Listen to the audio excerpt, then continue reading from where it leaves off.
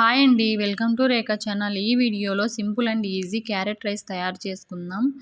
ఈ రైస్ పిల్లలకి లంచ్ బాక్స్లోకైనా బాగుంటుంది, లేదా మన ఇంట్లో అన్నం మిగిలిపోయినప్పుడు కానీ, లేదా కర్రీస్ లేనప్పుడు ఈజీగా 10 నిమిషాలలో ఈ క్యారెట్ రైస్ను తయారు చేసుకోవచ్చు. పిల్లలకు కూడా ఇది చాలా బాగా నచ్చుతుంది. ముందుగా మనము రైస్ను ఉడికించి పెట్టుకోవాలి, లేదా మిగిలిపోయిన అన్నం ఉన్నా అది కూడా చాలా బాగుంటుంది.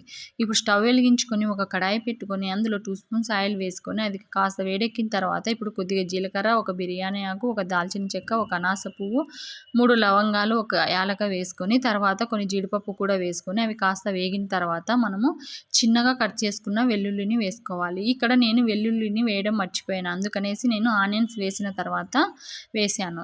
అలాగే కొన్ని పచ్చిమిర్చి కూడా వేసుకొని ఆనియన్ కొద్దిగా కలర్ మారేంత వరకు వేయించుకోవాలి. తర్వాత మనము క్యారెట్ని వేసుకోవాలి. ఇక్కడ నేను 3 క్యారెట్లు తీసుకొని ఈ విధంగా తురుముకొని వేసుకుంటున్నాను.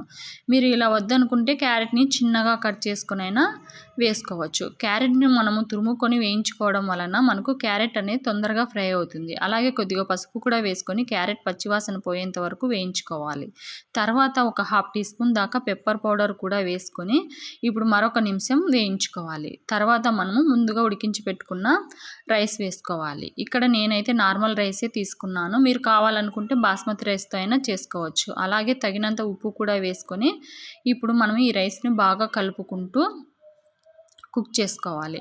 ఇక్కడ నేను కారం అయితే యాడ్ చేయలేదు, మనం పచ్చిమిర్చి వేసుకున్నాం కదా, అది పెప్పర్ పౌడరే మనకు కరెక్ట్గా సరిపోతుంది. తర్వాత మనము కొద్దిగా కొత్తిమీర యాడ్ చేసుకుంటే మనకు simple and easy carrot rice ready. మీరు కావాలనుకుంటే కొద్దిగా నిమ్మరసమైనా పిండుకోవచ్చు, నేనైతే వేయలేదు. ఈ క్యారెట్ రైస్ని మీరు కూడా ట్రై చేసి ఎలా వచ్చిందో కామెంట్ చేయండి. అలాగే ఈ వీడియో మీకు నచ్చితే please like, share and subscribe.